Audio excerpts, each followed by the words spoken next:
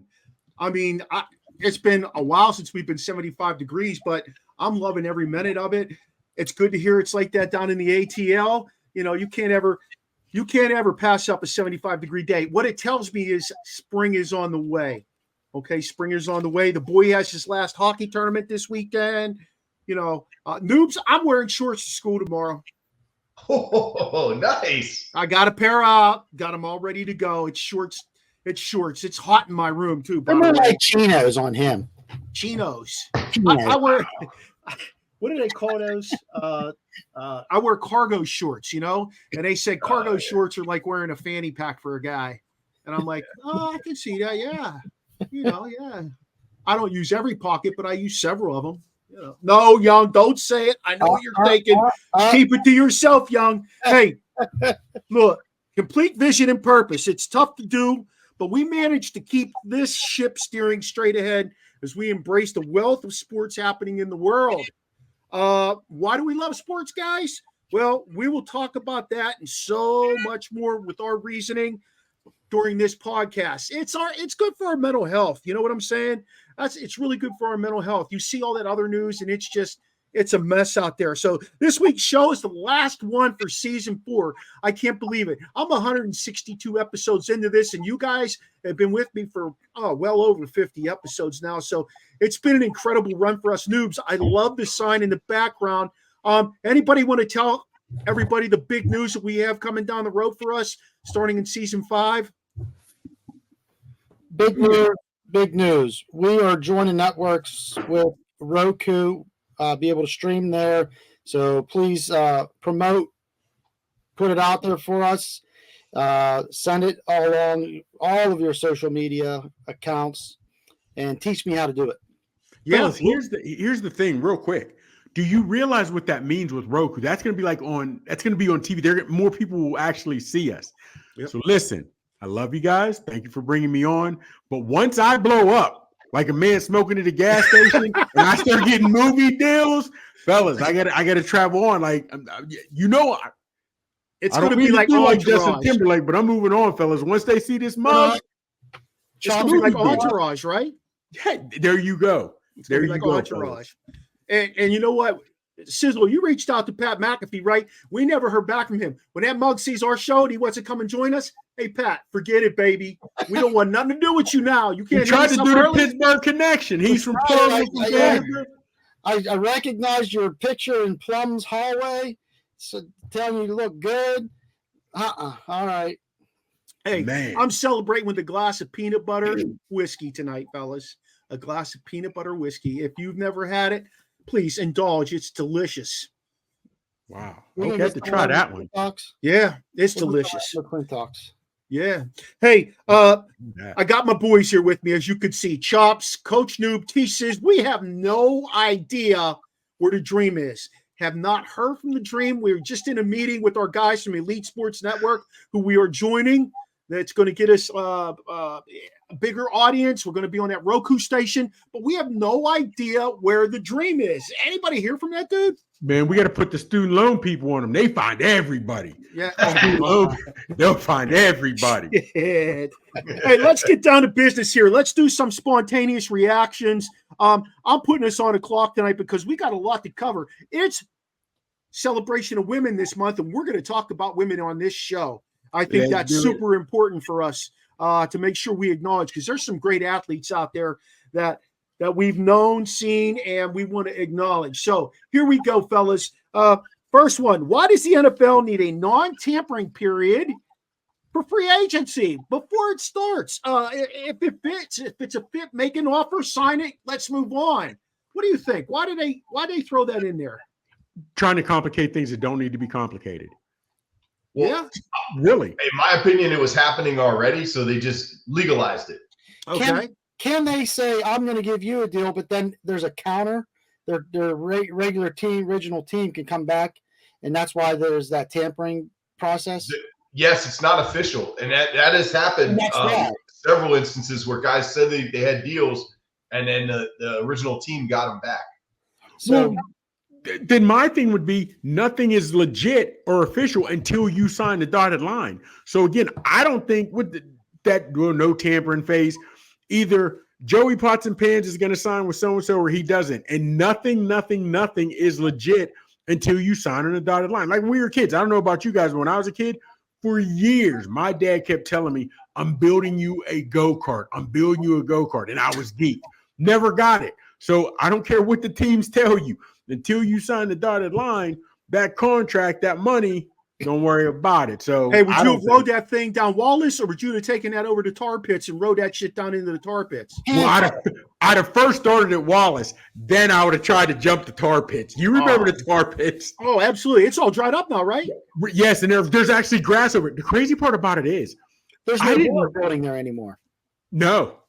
Fellas, I didn't realize until I got to college that how weird we were growing up and throwing rocks and running the acid pit. Nobody else had an acid pit like that or a tar pit. Like that wasn't normal, but I didn't realize it till I got to college and started talking to other people. They're like, no, we didn't have anything like that. I think Noobs is tuning us out, so I'm going to bring him up to speed. Noobs, over by where Mikey lived, when we were growing up, there was this giant tar pit, and it had a fence around it, and then the fence mysteriously kind of caved in, and it was a big tar pit.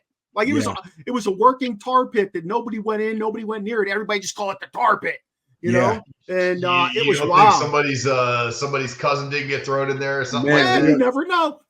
You never know. You might have seen some horses in there and the head somewhere else. It was ridiculous. Yeah, we just don't know. All right, let's move on. Iron Mike Tyson, my guy, versus YouTuber Jake Paul, July 20th in Texas. I'm not sure how I feel about this one. I'll tell you this one. I'm a huge Tyson fan. Always have been. We're the same age, the same mentality, except he's a killer and I'm only a semi-killer. We'll be streaming this, a live podcast. We've already talked about this. We just rehashed it a little bit.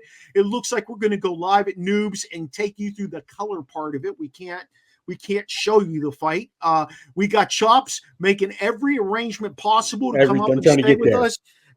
You know, what do these guys have to win and lose in this fight? I mean, I kind of know what Logan Paul or Jake Paul has. I mean, he beats Mike Tyson. He could say, I beat Mike Tyson. No, you're beating old ass Mike Tyson. You're not beating 30-year-old Mike Tyson. But what does Tyson have to, what does he have to gain? It's just a money grab. And I'm telling you guys flat out, if Tyson doesn't come out in the first 30 seconds to a minute and attack him the same way he did Roy Jones, I know the fix is in.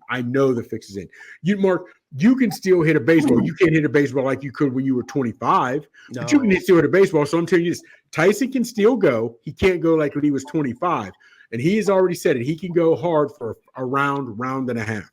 If Tyson doesn't come out throwing killer shots to the body like he did against Roy Jones, I'm going to know the fix is in. And real boxing fans know you don't even take this serious. I mean, like you said, he's a 58-year-old Tyson against a guy who has never fought. He's fought one legit pro boxer, and that was his loss to Tyson Fury's brother. You know what I mean? So it's a money grab. How many rounds is this supposed to go? I think it's scheduled for 8. It's scheduled for 8. And Paul is the favorite, to believe it or not. He's the favorite to win. Tyson's the underdog.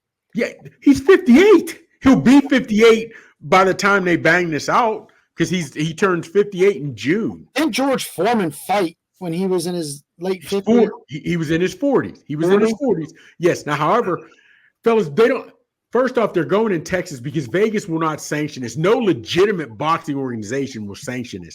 That's why it's still not sure if it's technically a boxing match or an exhibition. I think it's exhibition because they have the headgear on. Well, now 18-ounce gloves I saw. Yeah, now that was Chamorro, who's a boxer, who said it's headgear and 18-ounce gloves. Now they're trying to come out and say it's not. There's going to be no headgear, so it's back and forth on that, whatever have you. The thing is, who's going to sanction a 58-year-old man to box? Even when Evander Holyfield fought at 59, and he fought, it wasn't sanctioned. You know, when he fought Vitor Belfort, it wasn't sanctioned, so it was more of an exhibition. So that's where, you know, up in the wire, you know, in the weeds they're getting caught. But anybody who's a true boxing fan, Tyson's significantly past his prime. Paul's not even earned his stripes as a real boxer, but for entertainment value, we'll get out. You know, we'll give him his stripes. What positive could come out of this for Jake Paul? That's what I said. Will this give him those stripes? Well, here's the news. Don't forget, you have a bunch of YouTubers who don't know exactly. You have a bunch of YouTubers who don't know the real sport. Who's like, Paul's one of the greatest fighters of all time. He's undefeated. He knocks people out. Come on, dude. Really? But like, I want him to get knocked out so bad. God. But he's legit. He's legit in the aspect of Paul's legit. He's not gonna fight a real fighter. Even the UFC guys he fought wrestlers or guys that are past their prime. Hey, look, the only thing I'm going to say is, I don't know if you guys saw this, but they showed Mike Tyson training as a 18-year-old, 16-year-old, something like that. And he was just amazing looking. And then they showed Jake Paul doing what he did as a 16-year-old. And I'm like, what the hell am I watching here? He was a YouTuber. Yes. Ridiculous. I also saw a clip of what weight are they going to box at? Sorry. What's that? What weight? What weight are they going to box at?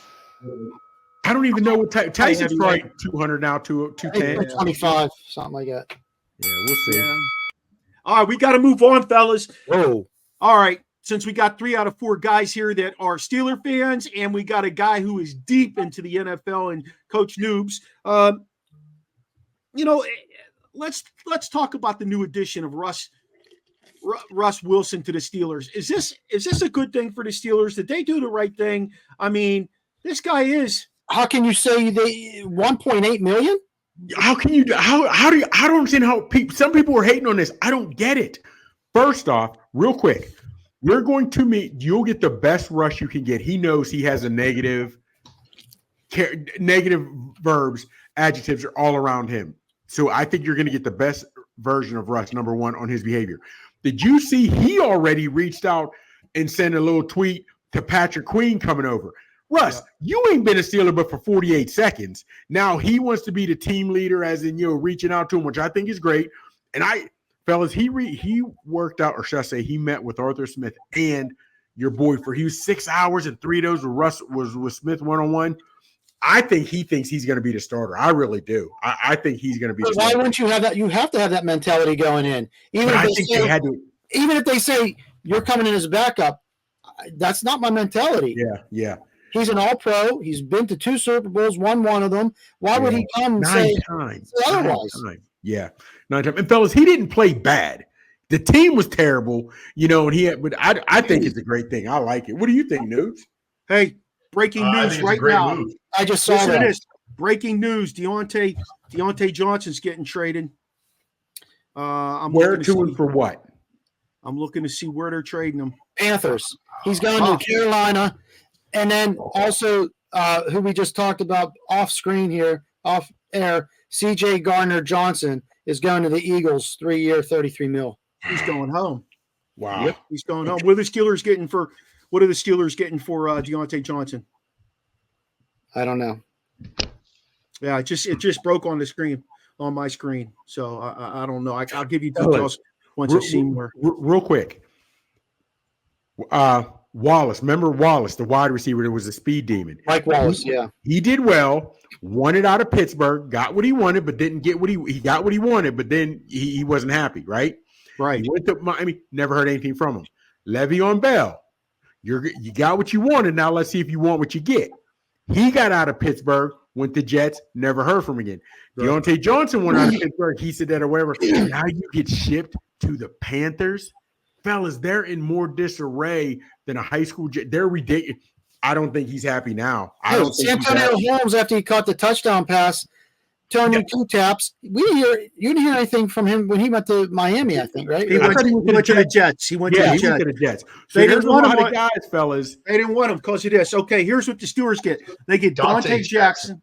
Who the hell's that? Is he good, Noobs? I don't know. Dante Jackson and pick 178. Pick 178. Fellas, and the Steelers are giving up pick 240 with Deontay Johnson. Fellas, but now even we see Purdy, we see some of these 4th and 5th rounders making their way. It doesn't matter where. Of course, you want the better guys in the top first round, whatever have you. But if you get a guy and you can work him, it doesn't matter where the pick is from if you can get him to work. Yeah. Deontay Johnson's going from bad to worse, though. Yes, he is. He is. Okay, jokes on him. Hey, I'm moving us along. Check it out. Saquon to Philly, which is an interesting move for him. He's not traveling that far. Saquon to Philly, but he's got a beef with Tiki Barber. It's not about the distance. It's about they're in the same division. It's not the distance; it's a division. But why do they have a beef? What? And Barber's saying that this is going on before this went down. Yes, Saquon had said that he's felt some disrespect from him and hatred. Wow, fellas, first off, they're from two different categories where years ago, loyalty to a team, and we thought before free agency, we used to think that even teams were loyal to players, so to speak, but the way players get cut now. And he said it years ago. Do you remember when even linebacker, Ray Lewis, when he was a free agent for Baltimore, he said, I'm not giving you a hometown discount. My play's not discounting. So they can hate on him, but you got to admit, Saquon tried for a while. Fellas, I need help. This is what I want. I want to be a Giant. And they told him, dude, they treated him like he was Joey Jackoff. They didn't give him what he wanted. They didn't even try to work with him. They paid Danny dimes and didn't pay Saquon. You can't hate on Saquon, man. Go with the money. Running backs aren't getting the respect. That's why he's not getting paid. I don't think he did anything wrong. Tiki Barber's running his mouth. I don't know why. He's been done. And he did this to Strahan when Strahan was like the leading sack and he was renegotiating his contract. He's like, what are you doing? Just take your money, you know? No, I will admit, I thought he was joking when he said you're dead to us. I saw the clip. I thought he was tongue-in-cheek. I thought he was sort of joking. Yeah. I thought Saquon took it a little far. I did, but I'm not in that situation. Fellas, not to go backtracking on you here, Dante Jackson is a starting corner for the Carolina Panthers. He was a second-round pick in 2018. He has 303 combined tackles, a sack, 14 interceptions, and 1 touchdown since 2023. He had his best year. It looks like his rookie year. He had 74 combined tackles, 4 INTs. So, but he is a starting corner. So Pittsburgh went out and got themselves a starting corner for Deontay Jackson. They must have something in the works. So, Noob, was I talking about this with you? If you're going to trade Deontay Jackson, I was with you and Sakari. Yeah. If you're going to trade him, you better have a surefire number 2 there. And I have a funny feeling, you guys could say I'm full of shit. I have a funny feeling that now that New England is putting Juju Smith-Schuster on the market, and based on his age and his familiarity with Pittsburgh, that they may go ahead and dangle something out there to get Smith-Schuster back. Why not? He was on the Chiefs when they won a ring. Didn't he win a ring with the Chiefs? Yeah, but he was in New England last year. Yeah, but I'm saying he's already got a ring. Yeah. He'd love to come home. You know what I mean? He'd love to come home if he's not getting he wasn't getting a run. He's still looking for his bike. He's still looking for his bike. Yeah. He says you gotta get that dog a bone. What the hell? Put on my cargo shorts. Hey, get your stay-at-home son to take care of that dog right now. All right. Noobs, this one's for you, baby. Kirk Cousins to the ATL. 4 years, $180. This dude is in the contract Hall of Fame. I'm telling you, you will not find a better guy that is taking advantage of his situation better than Kirk Cousins. Absolutely amazing, right? Yeah. After this is all said and done, he's going to be over $400 million. $455 million. $500 million almost this guy has made. That's almost as much as LeBron. Think about that. That's crazy. Yes. Oh, LeBron's like he's won 1 playoff game. Something. Hey, he's won 1 playoff game. 12 years. In 12 years, right? Yep. 1. Yeah. 1. But this is like such a cool scenario for him because his wife is from Georgia. His in-laws live there. So he gets to finish his career in Georgia with his in-laws there. I don't know where his family's from, but probably up in Michigan. But they get to finish down in Georgia. He gets to buy a final home in Georgia. His kids get to grow up in Georgia. It seems like the perfect scenario. He's just played this thing out so well. Fellas, here's the thing. We had talked about this before, right? We were talking about school systems real quick. You know how it comes across, and we were talking about race and whatever. Yeah. Listen to me. Black people, we know we will never see this happen to a quarter. I don't want to call him a journeyman because he's not, but like you said, he has had contract Hall of Fame. His agent is phenomenal. This will never happen to a black quarterback. He is above average, one playoff win, 36 years old, just came off an Achilles, and you're guaranteeing him $100 million. You're telling me Denver just got rid of Russ. You're telling me he is basically they're leaving $85 million on the corner for Russ. Just throw it away. He's not worth it. He's not won anything. But hey, get your bag. But he's not about Watson with the Browns. Yeah. Hold on. No, I say, and Watson was ridiculous. And Watson at least still was young and had the potential that he could have been something. And again, we all know that the Browns. Yeah, he could have been something. All right. Seriously, he could have been something. He still had that baby. But just, I mean, for the love of Jesus, when you're talking about a guy who has been I don't want to say the epitome of mediocrity, but fellas, nowadays anybody can get the back. Baker Mayfield had one good year. He's guaranteed $100 million. Or at least $50 million. He's guaranteed. He does them commercials. Hey, Chops, let me ask you this. Who would you equate as a black quarterback like Kirk Cousins? That's a serious question. Well, talent-wise, I would say Geno Smith. Because I think Geno can be, you know what I'm saying? I think if Geno had the weapons, he could have been average and gotten a playoff win too, whatever have you, just like Kirk Cousins has. However, Kirk Cousins, I don't know what he does at home. He never makes the news, good or bad. Freddie, come on now. Warren Moon was much better than Kirk Cousins. I see our boy Fred from back. I think Warren Moon was much better. Hey, how about Teddy Bridgewater?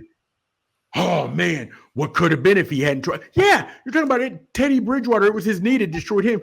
He's 36, your boy, and he's coming off an Achilles. Steve McNair. Yeah. Hey, here's one last thought on that, and then we got to move on. They could have put 4 years, $200 million on the table for Lamar last year. They had that opportunity. Lamar was 26 years old last year, right? And they didn't. But yet they're putting 4 years on the table for $180 million. And let's think about that. That is basically a running team with Bijan Robinson, who could catch the ball. Yeah, but he's a nice run back. Yeah, and remind me the other kid's name that runs the ball for them before they have Bijan. What's the other kid's name?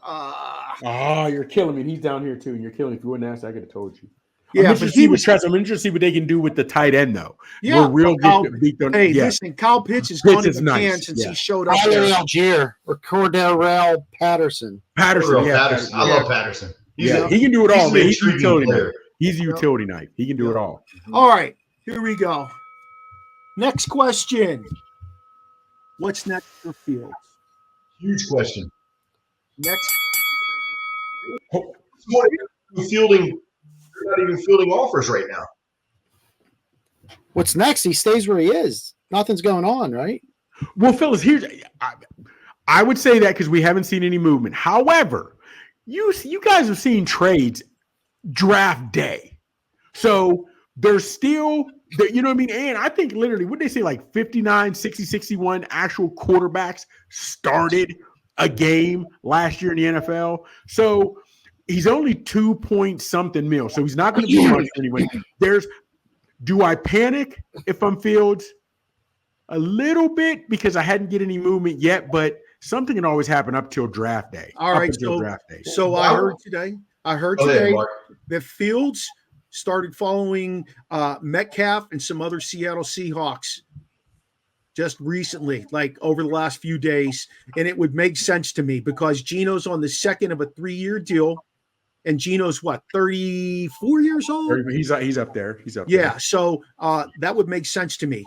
That would make perfect sense to me if they ended up pulling the trigger on something like that. I mean, what are they going to do? They have the 1st and 9th pick. Are they going to trade get rid of Fields and get another first-round pick? That would be insane.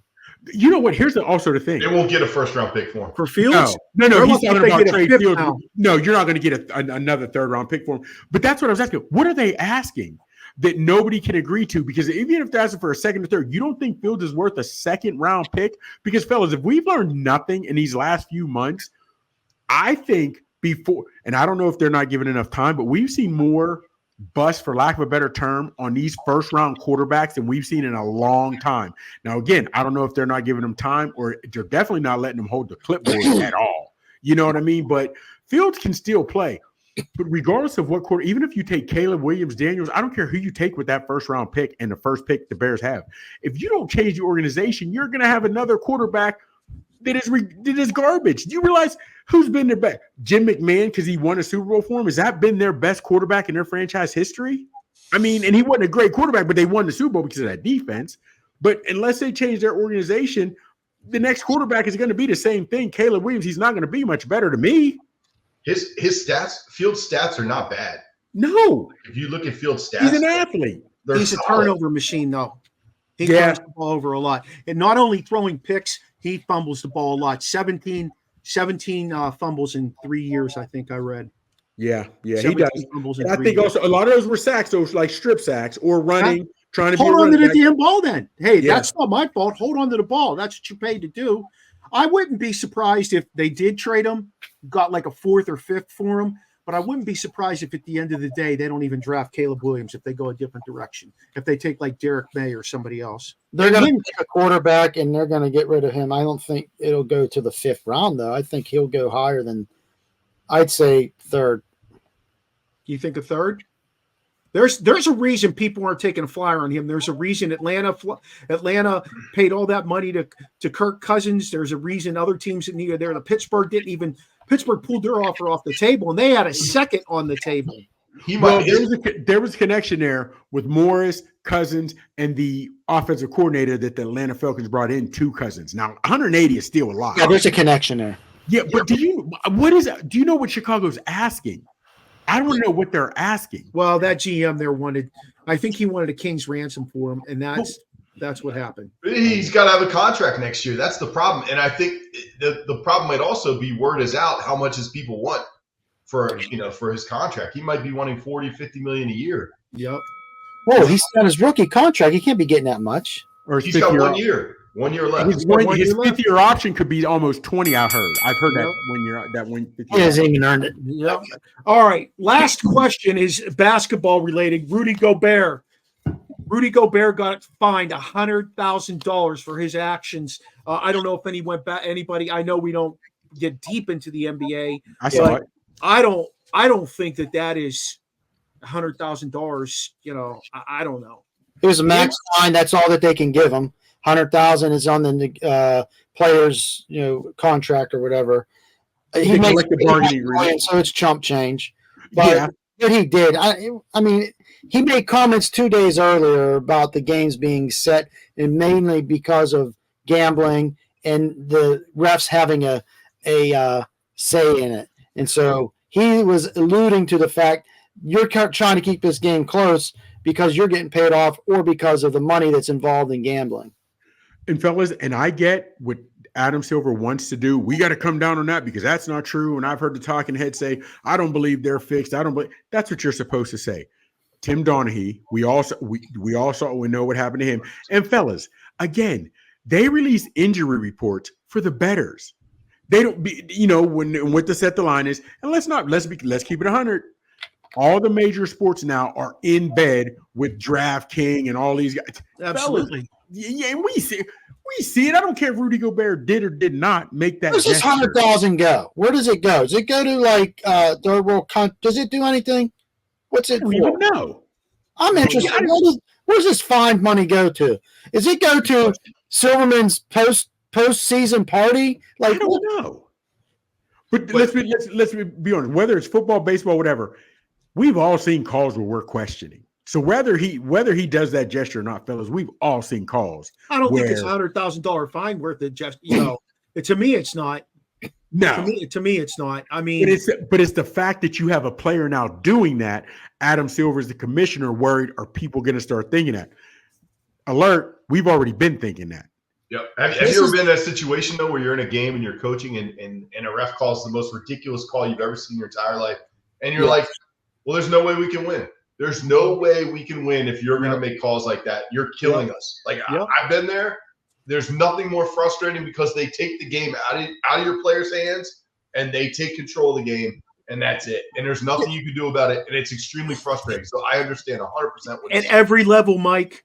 At Yes. every level. The only level you don't get bitching about that is at like the youth level, and they're not worried about fixing. But it's now the parents that are acting like that. But I get you when you're saying that we're talking. He's a repeat offender. This is his 4th time.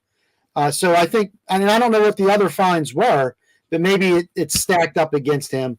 And he's like, all right, we got to set a precedence here. With these now. Here's 100K. You know? When Gobert said it, I'll be the bad guy. I'll take it. We see these calls. You guys see them. I think Adam Silver was like, yo, we got to put a cap on. We got to shut this guy up because, fellas, again, even if he hadn't done it, we already have the mindset of what's going on. Can I go a little deeper with it? Would you rather question? have Rudy Gobert say what he said in regards to what he did, or would you rather have a guy like Kaepernick do what he did? 2 different things, but yeah. But again, here's the problem with the Kaepernick thing. When the guy, number one, it was Nate Boyle. Not Nate Boyle. I can't think of Nate's last name. It was Nate, an actual Green Beret, who told him, don't sit down, take a knee. This is why. Then when Kaepernick tells you, I'm not doing it out of disrespect, he told you why he did it. Then it was still changed to disrespect in the military. That's what bothered me. I would love Gobert to say it. I would have loved if LeBron would have said it, what Gobert did. But LeBron trying to be politically correct, it's going to be changed. However, it didn't. I don't know, man. LeBron's too deep in the politics. If you want to see somebody say it that is going to hold weight, it's got to be somebody like Michael Jordan. Jordan and Tiger have never done anything to jeopardize their money. No. They could give a shit less. Excuse my language. They don't care about. I don't care what ethnicity you are. They don't care. They're not hurting their bottom dollar. No, you know what I mean. And they're not doing any. They're not doing any of that. No man. They're not going to talk. They're not going to talk. But it did suck though. Even after the league comes out and want to say we want to have equality, and then they still won't give your boy Kaepernick a shot. That's it for spontaneous, baby. Oh, that's the groove right there. You think Kaepernick was good? I think he was what Lamar Jackson is now. He ran the RPO. He could run. You know what I mean? Whatever you got of him, he took his team to a Super Bowl and an NFC championship. I think Jackson's a better runner and a better passer. He's significantly faster. He's significantly faster. But again, what did Lamar play? 4 or 5 seasons? He didn't. I mean, he could. We have and Shanahan. Well, he didn't get Shanahan, but it's hard to say what he could have been. You take a guy to the A. I went back and watched a couple games of Kaepernick, and I was not impressed. It was bad. Well, again, let's not fellas. He couldn't be any worse than Trent Dilfer when he took a team to a Super Bowl and won. But it was defense was everything. You know what I mean? Here's my problem. Even forget about Kaepernick. We put so much emphasis on the quarterback position, where we have realized greatest game by a quarterback, most yards, was Brady, and he lost. With your boy, even when Brady was with the Tampa Bay and they won, I thought your boy Mahomes was the greatest player, the best player on the squad, but he had no O-line. We, for some reason, still give the quarterback so much prestige on how he plays. He's the leader. Quarterbacks don't make any tackles. And that's today's NFL, though. That's today's NFL. You guys love sports. Football is truly the ultimate team sport. And I hate how much emphasis is put on the quarterback. I do. I just hate that. He don't make tackles, does he? Hey, we're moving on, fellas. We're moving on to the main segment. This is a tribute to the ladies for March. Ladies of the sports world. I'm going to start us off with this. Talking about the fight between in the SEC championship game between South Carolina and LSU. 6'8" center Camila Cardoso came to the rescue of her teammate Ashley Watkins. She was shoved in anger by Flau'jae Johnson on her way to the bench.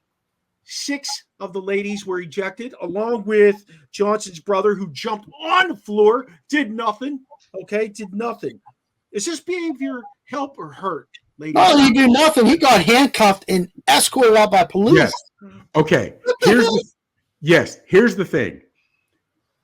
If you don't like who did it, you're going to have something to say. If it doesn't, you know what I mean? You're going to say what it is. Here's my problem. The dude, again, jumping over the scorer's table. It's a bunch of women. You're not going to fight them, so you look like an idiot. Yeah. Cordosa, technically, the girl that you pushed was 3 or 4 feet away from your teammate whose face she had gotten in.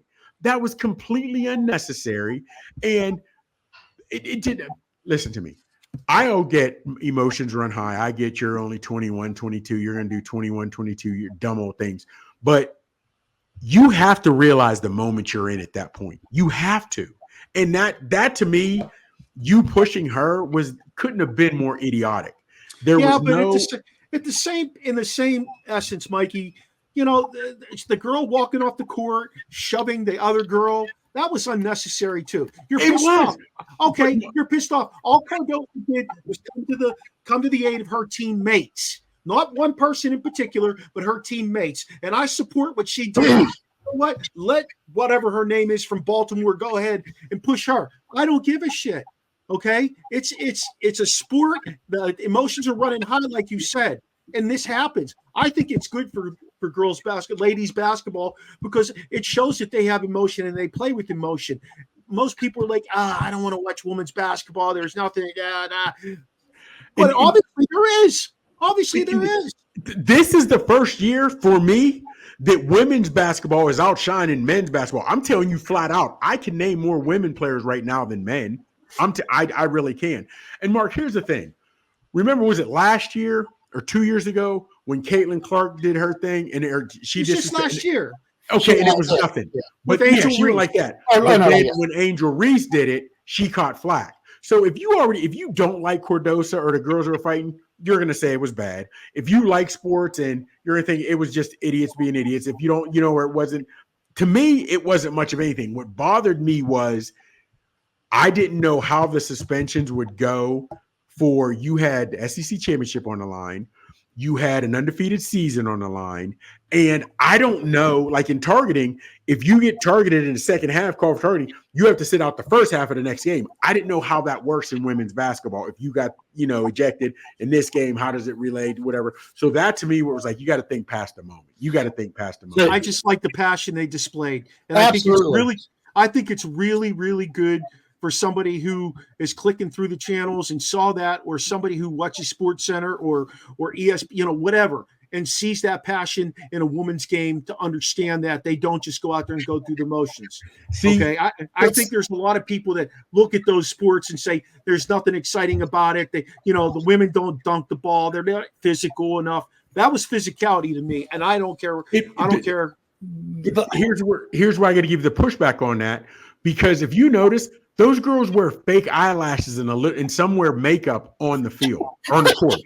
They do, seriously. So they're trying to still be ladylike. And if you're against them, again, you and I like sports, so I like it. It bothered me when you did it. If this is mid-season, do what you got to do. And I know there was more on the line, so emotions are running high. I get that.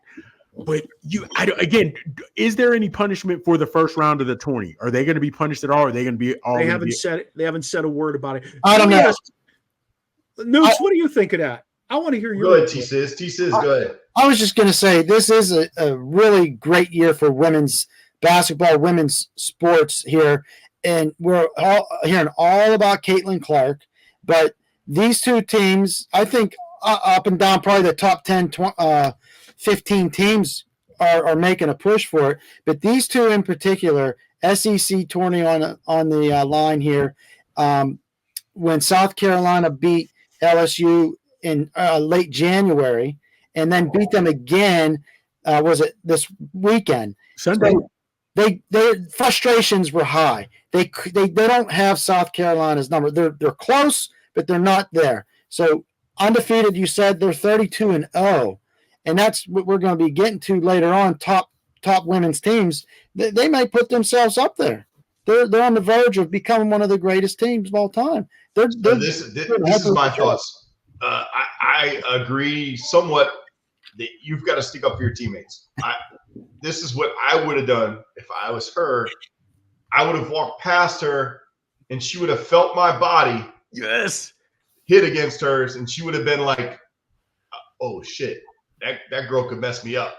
And she would have known that she could have got messed up, but I wouldn't have messed her up only because what Chop said, I don't want the team to suffer because of my decision. So I always felt that way when I played. I was, you know how it is in football, like you're on the cusp of like trying to murder somebody. You really are. Like if you're going against a running back, you're trying to knock him out and send him to the hospital.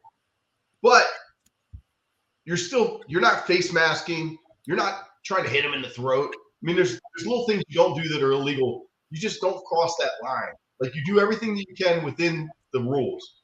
And so I agree, Mark, she's got to stand up for her teammate. And I think it's awesome she did. I just would have done it a little different way that wouldn't have got me ejected. I would have just bumped into her enough that she would have known, holy shit, that 6'8" girl could have kicked the shit out of me. Yeah. And you know what? You're right, Mark. Let me piggyback off what Noob said. That I would have done. The same way Filipowski tried to trip old boy and act like he didn't try to trip I don't know if you guys saw that over the weekend, Duke in North Carolina. But I would have possibly been watching her, look away, but run smack into her so she knows. But when you push her down like that blatantly, you're getting ejected. Now, again, if there's no penalty for the tourney, cool. Fellas, I am not going to lie to you. I thought there was still a minute and a half or something like that left. I thought LSU was going to pull that back out because they had starters that were still there. I thought LSU was going to end up pulling that out, and it would have because this is their second straight undefeated season, I think, for South Carolina. Yeah. Man, they're legit. Hey, let's move on. Let's talk Caitlin Clark. Caitlin Clark hit the game-winning 3 to win the Big Ten title over Nebraska. Nebraska was up a great deal in that game, and they came roaring back. Caitlin Clark might go down as the best female basketball player to come out of the NCAA, maybe ever. I mean, she broke all the records, and she has, I don't know if you guys realize this, she has another year of eligibility, but she's already declared herself for the WNBA. Imagine the points she could put up next year and how much she would distance herself from the second place person scoring. Is she going to go down as the best NCAA girls basketball player ever?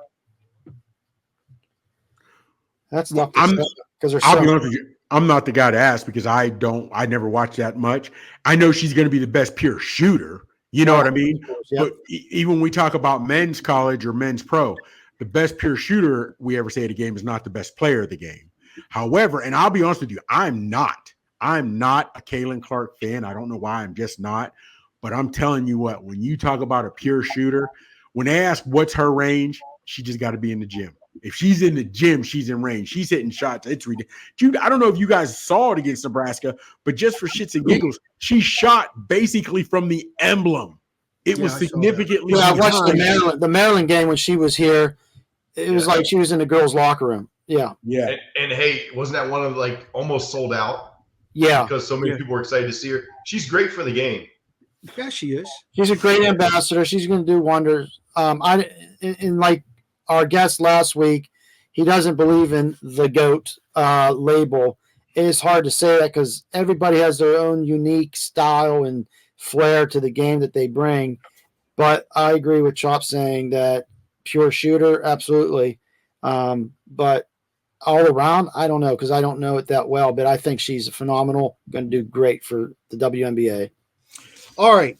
Thoughts on the Utah State. Listen to this. I don't know if you guys heard this. Utah State ladies coach Kayla Ard got fired immediately after they lost their game in their division, their section, whatever. Yeah.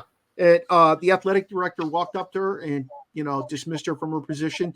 She goes up to the stand, post-game presser, and they ask her, are you building on something here based on the way the season played out for you this year?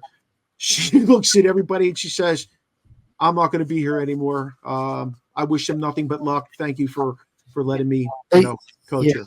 They said, how do you plan to rebuild for next season? Oh, that's right. That's right. She said, I'm not going to be rebuilding. I just coached my last game at Utah State.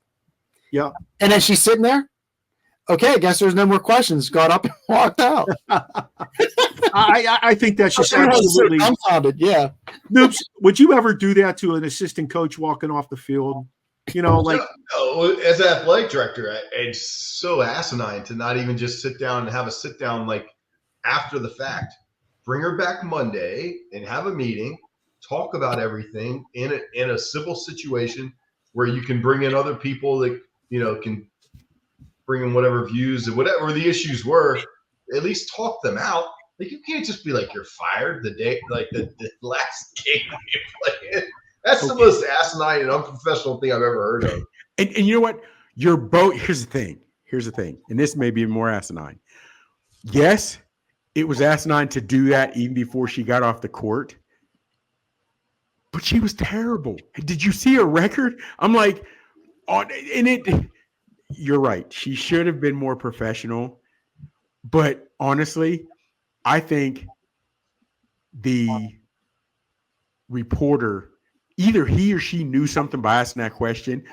As terrible as she has been, I don't even know if any of you guys checked her record. She's barely over 200 a win percentage. She's terrible. The Mendoza line, huh? Yeah. So she literally is barely over 200 in 4 years.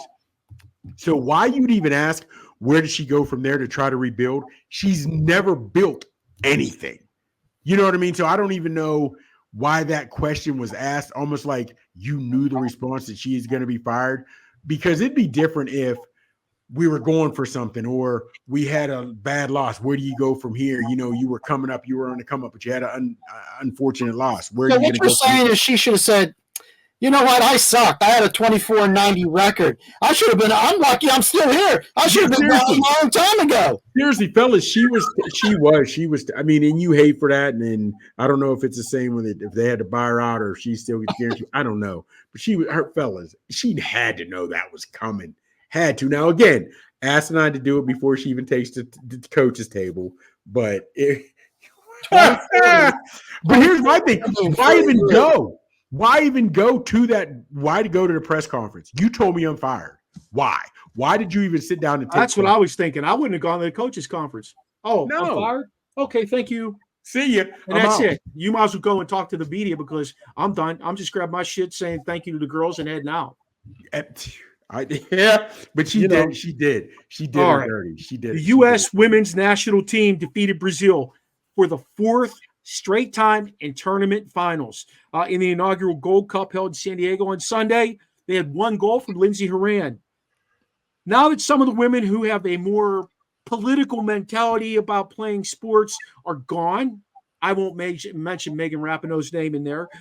Will this win spark women's soccer again in the U.S.? Because I think they had a big falling off in some ways because Rapinoe put herself out there like that. Is Alex Morgan going to be the new face of ladies soccer? And the only reason why is because she's friends with Taylor Swift. Oh, Alex Morgan is?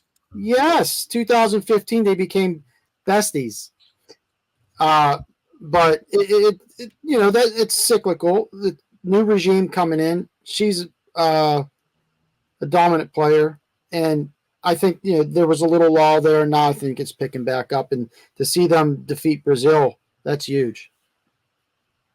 I felt like at the end of Rapinoe's career, I think they played in some kind of final or something. I forget what they played in, and she missed a penalty kick that could have either continued to play or ended the play, whatever it was. And she kind of laughed about it and walked away. And it almost looked intentional. The miss almost looked intentional too. Yeah, I mean, she was really wide. She really lost me as an athlete because she was so political and so outspoken about being political. I never want to hear an athlete. I never want to hear an actor. I never want to hear a musician try and push their political agenda on me. I don't even accept the Apple Belt when they give it to me at my school. I need to make my own decisions. Well, then on that aspect, I'd say if we don't want to hear, regardless if you agree with it or not, if you don't want to hear their view on that, then they shouldn't be allowed to push Coke, soda, or Pepsi, because that's they get paid for that. But here's my thing: if you have the right to say it. I may not agree with it, or I may agree with it, but you do have the right to say it. And if you have that platform, because there are things that are going on that people that, like I said, don't have voices are never getting out there, that have no idea. We have friends from our hometown that are from hometown that we were pulled over together. Me and whatever, we were pulled over together. The policeman literally pulled him out. We were in a neighboring city. The cops literally pulled him out the car and said, "We'll let you go. Don't bring him back," which was referring to me. And there are things that have literally, hell, my wife and I got pulled over in Mississippi within the last count. That's a lie. It was 2 years ago. We got pulled over in Mississippi. And when the cop pulled up to the car, the first thing he said to my wife was, "Ma'am, are you okay?" Then asked me 4 times, "Whose vehicle am I driving? Whose vehicle?" Went back, ran on my shit, and came back and asked my wife again, went to the passenger side, "Ma'am, are you sure you're okay? Do I need to call anyone?" That's happened 3 times to us. So, and I have a white wife. There are things that literally, when I have gotten pulled over, that even though I know my registration is fine, it's good, everything is straight, I still to this day get nervous when the police get behind me, and I know I'm legit. Me too. My parent, yeah, Marcus, I have a friend that looks like you. They don't know he's a real white dude, and he's caught issues. Fellas, my father had to have the conversation to me how I react when the police pull me over. When I would go out driving, my father worried, will I be able to come home? And it was Vandergrift, that was an issue. When if I went further out of Vandergrift, whatever have you. I don't know if you got real talk, like, if your father's ever had to have that conversation with you, how you conduct yourselves with the police when you get pulled over. So that I get, but there are some things that are going overboard, this, that, whatever have you. And I'll be honest with you, fellas, if they're saying something I don't want to like, I don't get mad enough that I don't no longer watch a sport, because there's people every day I disagree with, regardless of what it is. But there are some things that I agree with people that I catch flack for my own community on. Because Mark, how I was raised. My dad didn't give a shit about color on that aspect. It was, there's a right way to do things and there's a wrong way. Color doesn't matter. You know what I mean? So, and I've heard that from other people, that she got too political. I'm an ignorant idiot. I didn't even watch enough soccer regardless. I couldn't even tell you, literally, fellas, I have no idea what she got political on. I didn't watch soccer at all. Well, she put it out there enough that I think a lot of people were soured on it. And I know I was one, not that I watched it all the time, but I'm always looking for that female athlete or that female person, for a younger female to look up to and aspire to create something in terms of her life because of seeing somebody else who's having a life that they created for themselves through hard work and dedication. That's all. I find it, I don't know. Noob. I hear you. I think it's a fine line. I think a lot of people go to sports. They want to watch sports as a escape from the everyday bullshit that they have to deal with. And when that gets thrown into your one escape, you're like, I just wanted to get away from that crap. Like I want to just watch a game. And I think that's where the disconnect occurs. I agree. And I understand why an athlete might have a stance this way or that way. I get it. Everyone has different feelings and they come from different places. I get all that. But I think for a lot of sports fans, like their escape is watching this, and they just want to watch the sports and they just want to enjoy the game for what it is. It's like I teach engineering classes. I'm not an engineer, I'm a teacher. Just put that straight. But I teach these classes, and I'm advocating for students of color and females, because in that field, there's not a lot. And I'm telling these students, you have such a unique opportunity. And when we go on field trips and we have guest speakers and they see people like them, they're like, damn, I can do this too. And I think whenever people in that area, that sparks an interest. In the sports realm, when they hear someone talking, like Chop said, it gives them that voice, but you got to know when. Fellas, don't, and like you said, don't get me wrong. It goes overboard too. Just note, and let's keep it 100. You do realize they can no longer use the Redskin symbol. That was actually created by a real true Native American, and an Indian chief and the Indian council okayed that, and they wanted to be represented that way. However, woke America realized that's not right. Hold on. The person who created it was of that ethnicity. They were of that ilk. So it goes a little overboard too. I wondered about that. Is it people like it's insulting? I'm like, is it insulting, or is it giving honor to somebody? And if you truly study where it came from and how it got to be that, they literally, you say what you want, but the Washington organization, when they came up with that logo, went to a Blackfoot Indian chief and a Blackfoot Indian council, and they wanted that because they used to have just the arrow, and the Black Chief Indian Council came up with that. That was so that is legit. But now woke America says, no, we can't have that. But you didn't do your research on where it came from. That bothers me. And again, also, if there's someone who believes something that I don't, if you like Kaepernick, if he was kneeling, or somebody wants to, whatever your gesture is, I don't care if you want to wear a heavy metal shirt or you do this to represent whatever it may be. If you're doing that over there, it doesn't bother me. Now, if you're grabbing the mic and you're interrupting the commentators, we don't need to hear that. But if you want to do whatever you want to do over there, I'm not even paying attention to you. And not, that's just me. You know what I mean? And fellas, to me, everyone is getting in too much of everyone else's business. That's just me. That's just me. So I love sports because but also sports is a great thing because that's where you will have inner city Black kids best friends with country white boys that would have never spoken to a Black guy, would have never spoken to a white guy if they hadn't been for sports. You know what I mean? And that's where, to me, and I know it's an old saying, I'm the old guy, but sports to me, fellas, is a final frontier in a lot of ways because you will have this divisiveness against the sports fans, but in the locker room, in the locker room, you don't have that, man. In the locker room, you don't have it. It is what it is. I just had that conversation with my coworkers today. I said, man, my best memories of college football are the locker room and the bus rides. We had so much fun. It was the best time ever. There's so many characters. And it's people from all ilks. Yeah.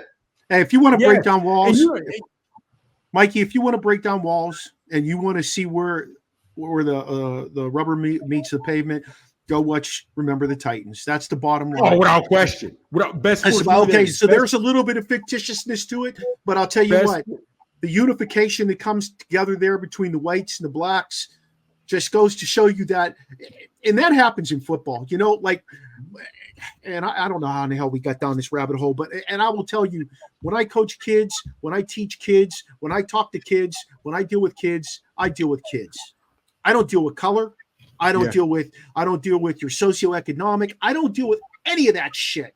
You are a young person to me. Think about this real quick. Nothing stays in the locker room. Everything gets out now. If there's a locker room fight, whatever, and you even had some bullying, guys doing this, whatever have you.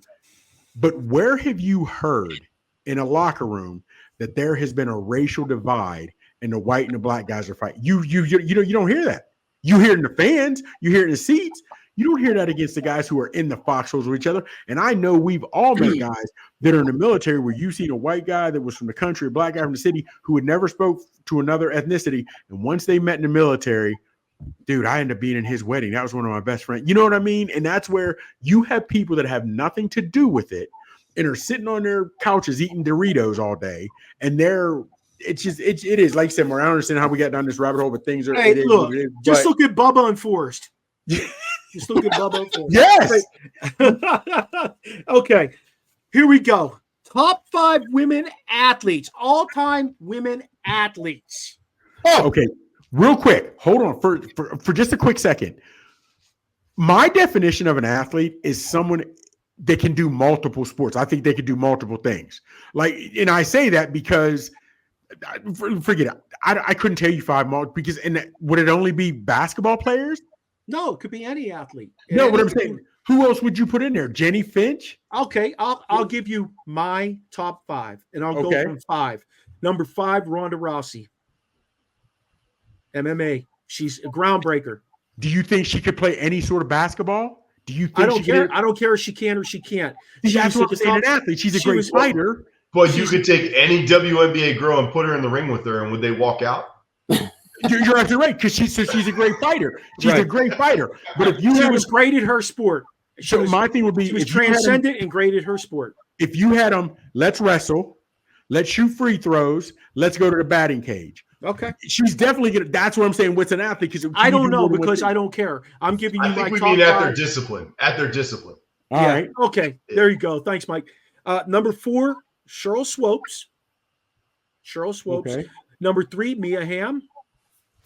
Number 2, Serena Williams, and you could throw Venus in there if you want to do the sisters. My number 1 is Jackie Joyner-Kersee. And then, Wow. and then you always do this. You can't give 6. You said I got to do an honorable mention. And you start taking mine, and then I sound stupid. Listen, you need to drink peanut butter whiskey. Listen, I got to give an honorable mention, and this is the only thing I'm doing for this one. Helen Maroulis. She's a gold medal winner in the Olympics, and I actually taught that kid. She is an Olympic athlete who won a gold medal, first gold medal in wrestling. So shout out to Helen.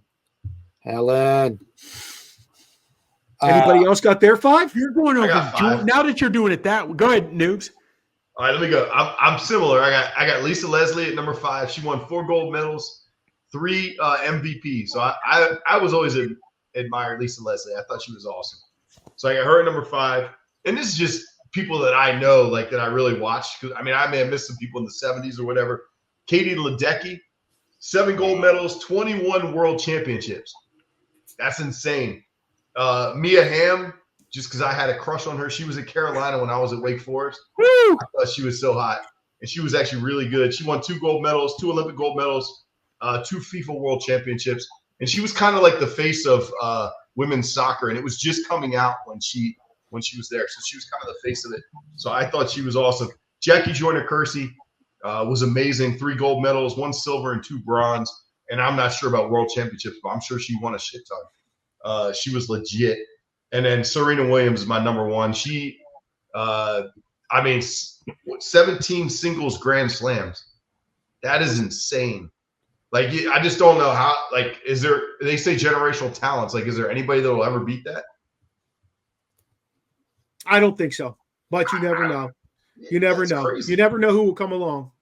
Yeah, and 13 doubles with her sister. Hey, Sis, you got 5? Yeah. No particular order. Bruce, no, can't say Bruce Lee. No, the guy who won the decathlon. Yeah. Bruce Jenner. Caitlyn Jenner. Stop. You're going to get us all fired. We're not even going to get on Roku before we can get on Roku. Oh, Jesus. New guys are out. I'm logging out. See you guys later. All right, no particular order. Chops is like, So it's got to be the Williams, but I'm going to go with Serena. I'm going to throw in. Sorry, Wilma Rudolph. Yeah. Oh, that's a good one. Did I redeem myself? I'm done. Yes, Wilma Rudolph was a good. Danica Patrick. Yeah, I just throwing something out there. Danica Patrick, definitely Katie Ledecky, and did you say Florence Griffith? No. Joyner? Flojo. No. Flojo. And Diana Taurasi.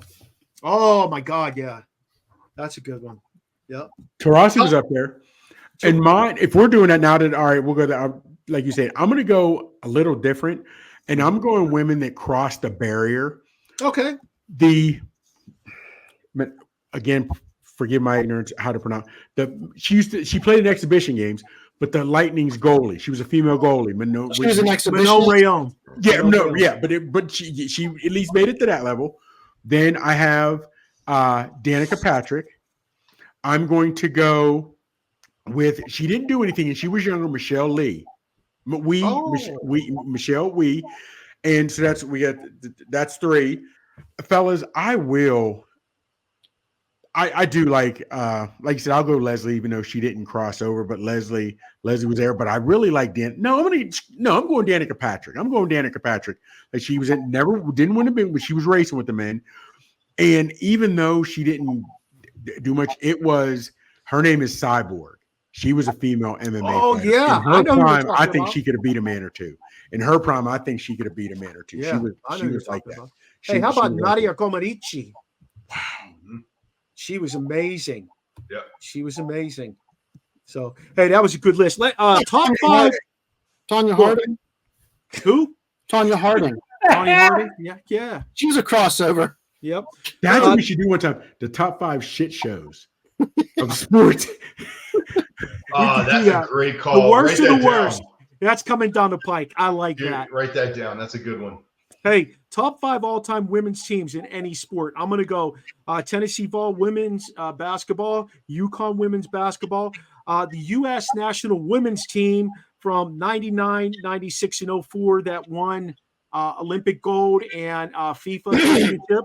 I'm going to go Houston Comets that won 4 straight WNBA championships, the first 4. And I'm going to go to UCLA softball. They won 12 championships. Oh, that's my 5. Shit, wow. Good. So I have the exact same list other than I didn't have softball. I missed that one. I went with Olympic Lyonnais feminine. I probably said that so wrong. Feminine. They won 5 straight World Cups. Wow. Yeah, from 2015 to 2020. Wow. Pandemic wiped them out, just like everybody else.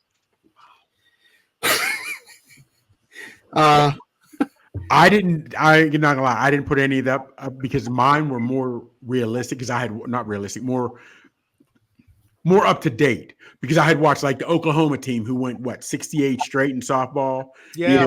I was liking them. And now I'm on, and I couldn't remember the years, how many undefeated seasons. I could have looked it up that Eugene Oriema had.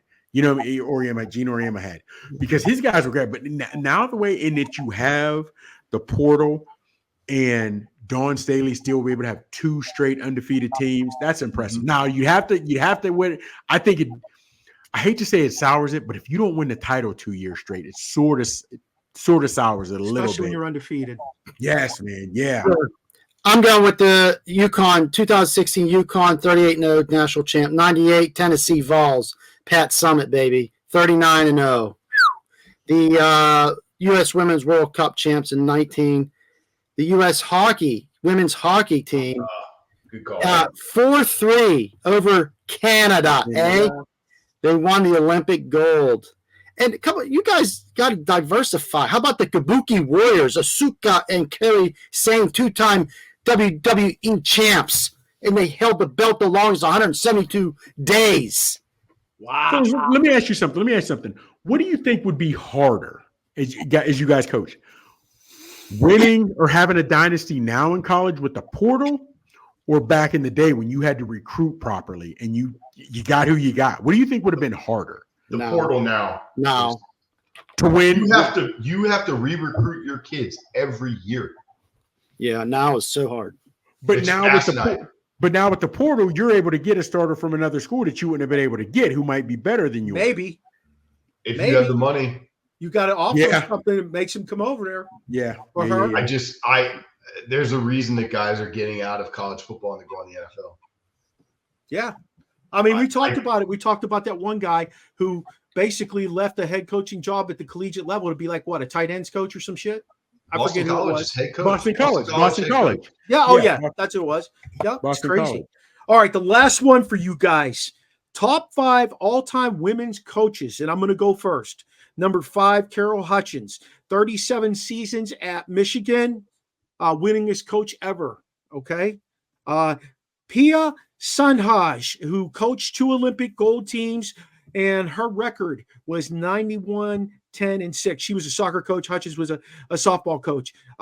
Mary Weiss, who's the all-time winning volleyball coach, at number 3. Number 2, Jill Ellis, soccer all-time winningest coach. And my number 1 is not even a question mark, guys. Pat Summitt. It's not. There's not. You can't even. Period. Yep. Period. End of sentence. Is there anybody different? Speak up. I'm pretty much right on with you. Pat Summitt. I don't know if you guys have you guys listened to some of the speeches she's had? No, I can't say that I have. She is amazing. She was an incredible coach. She could have coached the guys to 10 NCAA championships. She was really, really a great coach. She pushed her kids really hard. She talked about teamwork. Everything you want to be as a coach was Pat Summitt. She was awesome. Yeah, I admire her. She's she's on the Mount Rushmore of coaches for me. That's interesting. All coaches. Who was UCLA basketball coach? She was like that for Tennessee. Yeah. Oh, Bob. John Wooden. John Wooden. Yeah. No, I put her with John Wooden and Nick Saban. I put her right next to them. Well, then who's the fourth? Do you have a fourth? You don't have to say it. How about Mitt that? Romney. Okay. And because he let Rudy play. Tara, your favorite story. How about Tara Vanderveer? She was 5 games short of almost breaking Summit's record. She was basketball coach for Stanford, won 4 championships. Yeah, she was excellent. Yeah. I put her up there. And again, fellas, I hate to be this ignorant. I didn't watch enough female sports to know for years, and I didn't pay much attention. So I knew, of course, Pat Summitt was going to be number 1, and I had number 2 just because she broke color barriers was Vivian Stringer, because the things that Vivian Stringer had done, you know what I mean, and Coach of the Year and whatever have you. But so that was it was it was going to be Pat. It was going to be Pat all day. You know what I mean? Yeah, absolutely. All right, T-Sizz, what's your quizzle this week? Hey, can you guys name the Fab 5? Yeah. Go ahead. Juwan Howard. Jalen Rose, Chris Webber, King, and Ray. You're killing. Juwan Howard was point. Chris You can't Webber. look on the internet, Mikey. No, I swear no. George, damn it. The dude that had the gap in his teeth. You're killing. Chris Webber.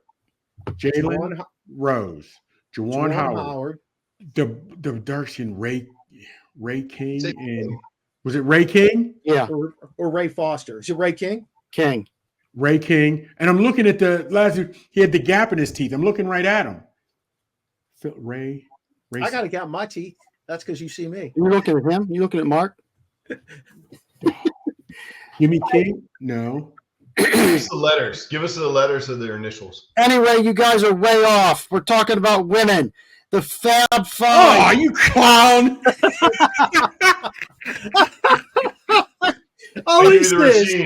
The Fab 5 originally were called the Fab 5, members of the 2012 Olympic gold gymnastic team in London. Gabby Douglas, Michaela Maroney, Ellie Raisman, Kyla Ross, and Jordan Weber. They were dubbed the Fab 5 and realized, oh no, that's after that Michigan team. And then they later became the Fierce 5. That's for the women.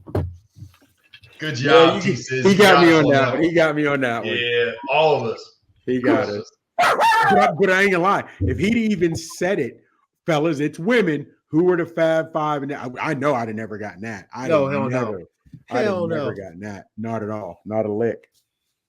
Not a lick. Man. Oh yeah, he got us on that one. He damn sure got me. He damn sure got. Oh, I know what I want to ask you guys real quick. Caitlin Clark said she's coming out if we're going her senior year.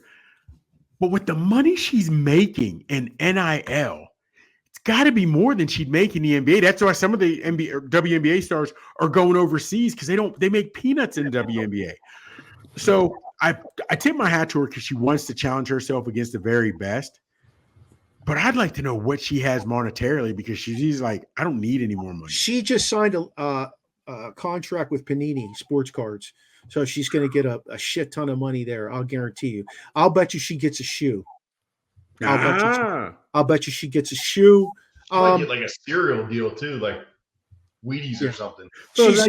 She's huge. She's huge for the young girls today. I tell you what, if Angel Reese plays her cards right, because she's an attractive young lady, she could also make a shit ton of money.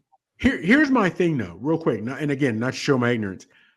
Can you name me what are some of the women's shoes? Like we know we got the LeBrons, we got the Kevin Durant, Jordan. Do women? I hate to show my ignorance. I've never seen a commercial, and again, I know I watch a lot of.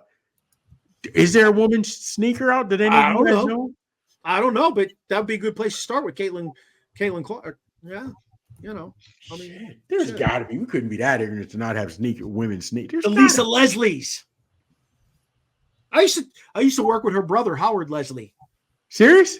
Yeah. He was security at my middle school. Howard Leslie. All right, let's close this thing out. Chops, tell them where they can find you on social media. I'm on the gram, Big Chop 79.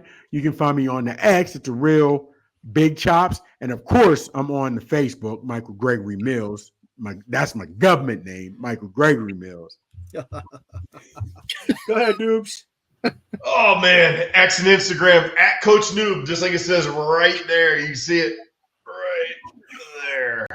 T says at One Young Terry on the X and Gram. You guys, I'll say Rasheen's because Rasheen did not join us this evening. He sent me a text. He's at some hotel somewhere. He does know.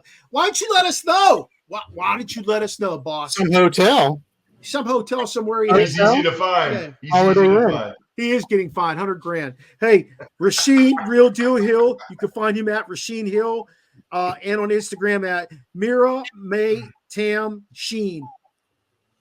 That's where you can find him. Hey, shout out to one of my other guys. I'm on a Monday night podcast called 108 Baseball Stitches with South Florida Tribune. My guy, Scott Morganroth, just got a book released. You can find it on Amazon, Barnes & Noble. It's called Lessons from the Microphone, Tuning into the Enduring Wisdom of Visionary Leaders. Scott's a great guy. Love working with him. Don't forget to set your alarm. Our next show will be April 6th. We'll be at Beer Taps, spelled with a Z, in Germantown, Maryland. Connect with us here on the Original Sports Podcast by checking out our webpage, podpage.com, Original Sports Podcast with Mark Maradei. You can find us on Facebook. You can join our conversation on Twitter. You can also reach us at TikTok at Original Sports Podcast and OSP with M&M, where you can find us on Instagram, and you can also track us down on Snapchat and YouTube. We're everywhere, man. And thank you to Elite Sports for bringing us on board. That gives us our fourth network we are on. So we are out there. We'll let you know what's going on with Roku. We will have a live show on Roku coming up real soon. Feel free to let us know if you have any comments, questions, or concerns by emailing us at originalsportspodcast@gmail.com. Last time I'll say some of these names. Shout out to Sean and Kobiak for doing our voice intro.